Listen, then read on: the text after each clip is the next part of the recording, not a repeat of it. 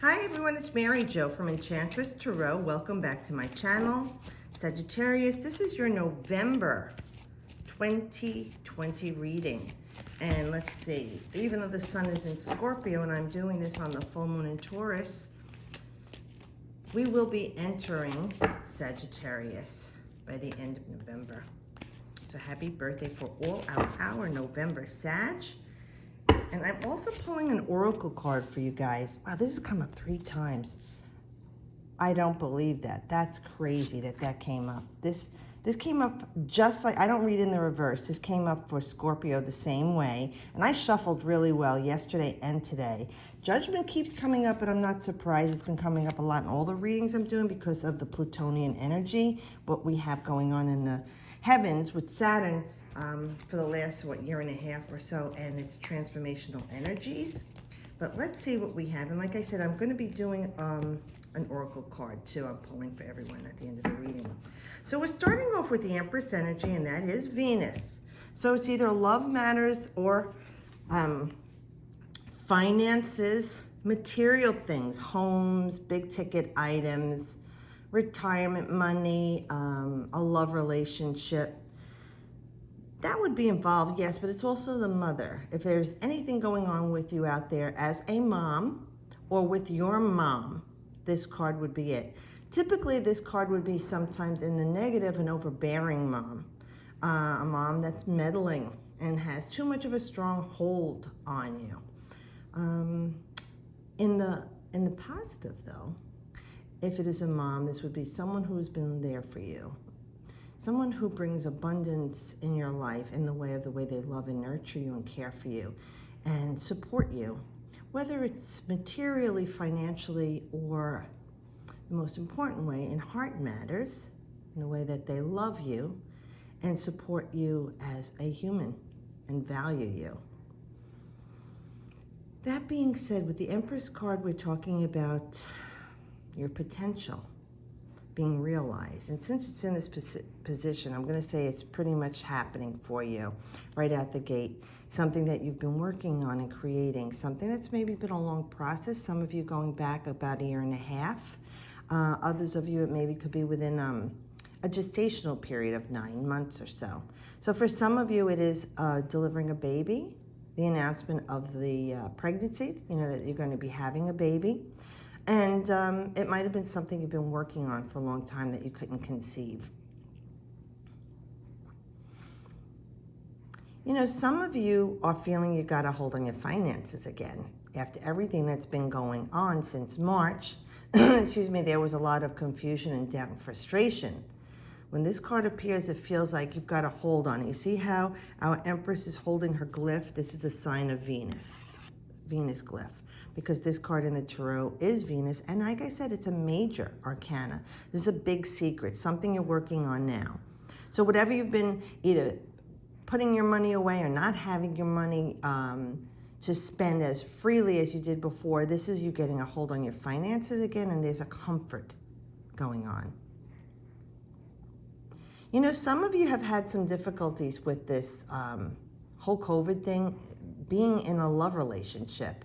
Those of you that were sequestered really hardcore and you had to do things by Zoom meetings or FaceTime, and even if you're in a different city and you couldn't travel to meet each other the way you used to have little rendezvous, this will be ending for you, and now it's time for you to get back out there with each other and actually be with each other, sharing the love that you feel. And you're creating some new way to have this relationship. And it really feels like it's something that grew. Oddly enough, like in the old ways and the old days, people maybe didn't even see each other for months and they only had letters, which took weeks to get to. It's very beautiful, like romantic kind of feeling. But it feels like that way of falling in love with someone, you fell in love with who they are, not what they look like, and what they can be for you. So this is really nice. And then, like I said, finances should be picking up for you. Anyone who was furloughed, laid off, had difficulties with finances and your home material things, you've got a handle on it now. For everyone, it's going to be different. Some people are having a handle on it and catching up. Some people are doing good and they got a hold on their finances. Other people really are struggling, and maybe you're in forbearance or something's going on, but at least there's a stay, and you can get a hold on where you are right now, and you worked it out with the bank. Now with the Seven of Cups in reverse, and that's how Scorpio came up. But you know, your sign is so close to each other, so there could be people that are on the cusp, you know, and you have a little of both. So this is saying you've had a lot of choices to make. It wasn't just one thing. You may have had 2 or 3 things you had to deal with. Either maybe it was something to do with being a mom or your mom, your finances, your home, big ticket items. Like if we go back to this card, you had a lot of different choices. How am I going to do this? What am I going to do? Typically this card would say, you know, get off the fantasy train in the dream world and just make a choice already, because you're wasting time. But in the reverse, it's saying that you did make the choices to take care of these things in your life. These things are pleasures usually too, because this is emotions with the cups, you know, water. Things that you're emotionally feeling very, you know, and it's natural. Not only mentally has this brought a lot of anguish into your life, Sag, emotionally too. And you know, like I said, emotions are the fire that when you pour gasoline on a fire, it's explosive. So when your emotions are involved here, it is catapulting things forward. But how? Positive or negative for you. So now with this card, the Seven of Cups is November 13th to the 22nd. So that is on the cusp of Scorpio Sag. I don't know exactly this year what day it falls on, if it's the 22nd or 23rd for Sag. But Venus and Scorpio. Look, here's Venus. Okay, this card is Venus. And this card is a Venus and Scorpio. So if it's about love, you've made your choice in what you're going to do with this person. If it's a lover, a family member, your mother, something to do at work. As you know, the way I read, since this is a general reading, Spirit gives you the message with every reading to put it into place in your life, in a snapshot of your own life. So the choices have been made for you. You've taken a stand, and things should be calming down for you with these calm waters. I really feel like whatever's going on in the home front, at work, your love life, your health life, right now you're feeling good about it, and you feel like you've made some great choices. You took a stand for yourself, you know, and you didn't procrastinate, and this will be making you feel better. Now, Judgment has come up a lot. We know this is Pluto in the Tarot, and another major. And Gabriel's blowing his horn to you, Sag. This is being called to a new life. Will you heed the call? The choice is yours. This is letting go of all these past things. Oh, yeah, and you know, Sag, the South Node is in Sagittarius. The North Node is in Gemini. So that's your Dharma, where you're pulled to, Gemini, right? Socializing, assimilating information, local travel, local things, commerce, communicating, writings, but, you know, siblings, aunts, uncles, kind of closeness, putting down roots. Sag being the expression of all of the vibrations of Gemini, sharing information, the travel or knowledge, philosophy, beliefs, publications, you know, foreign food and lands and things of other cultures and ethnicities, right? So with the Sagittarian node being in the South, that's the past, that's your karma, things to let go of. So with this card talking, and Jupiter rules Sag, right? Jupiter, follow me here, I'm sorry. Jupiter and Pluto plus Saturn have been traveling very tightly together in this massive conjunction, all right, in Capricorn. Now, where Saturn is restrictions, government, prisons, old paradigms, and buildings, okay, and structures, foundation, Pluto is the depths of ourselves, lies, tricks, secrets, like the detective, right? But it rules the reproductive organs. It's sex. It's sex for reproduction. 5th house would be sex for pleasure. But it's also other people's money, taxes, you know, it ties in there. But with Pluto, it destroys things to rebuild it and replace it with something better. Very transformational, okay? So Jupiter coming closely together now with these two malefic planets that, look, collectively have been wreaking havoc on all of us since 2018. This conjunction, I think, isn't going to happen again for another couple of thousand or something years. But Jupiter coming in there is trying to ease it up. Like, hey, dudes, you've been really rough on everybody. Would you let me in here and throw them a bone, an attaboy, a reach around. Give them a break already. So, that being said, this card of Pluto ruling Scorpio.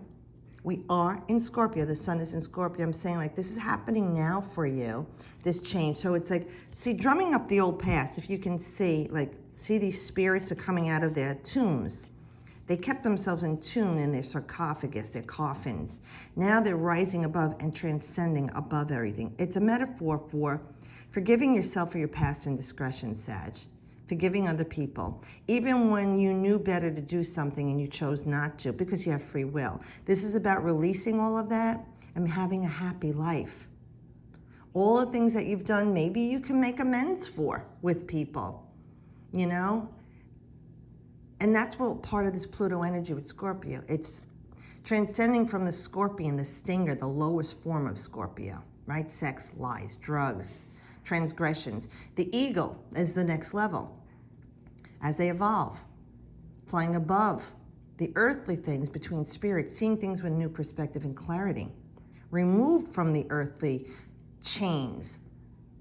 And then the highest form of Scorpio is the phoenix. When fully ascended, it bursts into flames and is reborn. So this is what we're talking about. Life, death, and rebirth, a transformation for you, okay, is taking place in your life in different areas. All of you will have a different reason, but put it into play, whether it's work or your health, a love relationship. There is deep transformation going on here. And you go into the depths of yourself to seek the truth.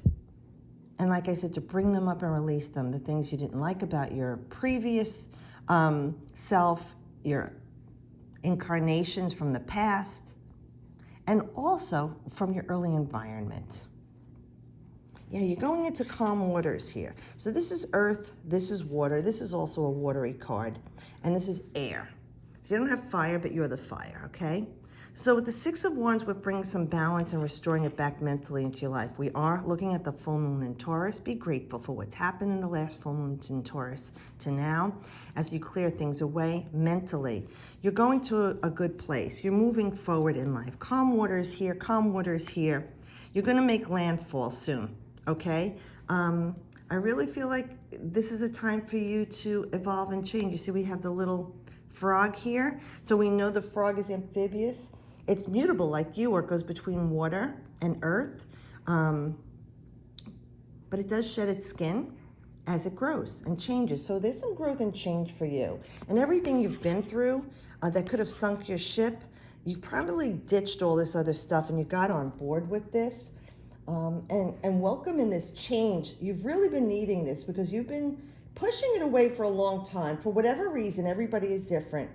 But it is about welcoming it in now. Let me just see, with the Six of Swords, this is Mercury in Aquarius. So this is January 30th to February 8th. So that's not too far off from a 3-month reading here for you. So things by that time should be feeling better, and you're thinking better. Your mind is clearer. You feel freedom. And by the way, Saturn will be in Aquarius at that time and out of Capricorn, and that will be freedom, actual freedom, the release from the prison. All right, that Saturn represents prisons.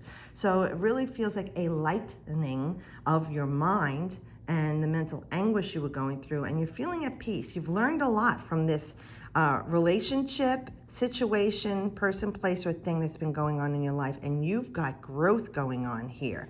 You know, and Aquarius, remember, is very progressive, the maverick, the rebel. So taking that fiery Sagittarian energy with air, you know that air feeds fire. I really feel like you're just gonna go and have the clarity you need, but the wisdom learned from what you just went through in these last 9 months or so. Okay, so let's see, we have the Enchanted Map Oracle card, and the card that fell out for you is Dry Desert, number 31. 3 and 1 is 4. Okay, so that's a culmination, like a box. It's stable, it's got the 4 corners, completion. Now you could look at this image as I'm reading it and see if anything particularly falls out of this into your life and makes sense. But Dry Desert says, dig deep for inspiration and truth. Now, Sagittarius is all about truth, right? A higher version of Sag is the truth. Lower form would be lying. Digging deep, I talked about that with Pluto, to the depths of yourself. Now is the time to become resilient and adaptable. Oh, and look, you're mutable. And we're just talking about that with the frog. It adapts to water and to land. Is your life presenting you with opportunities that seem to yield nothing?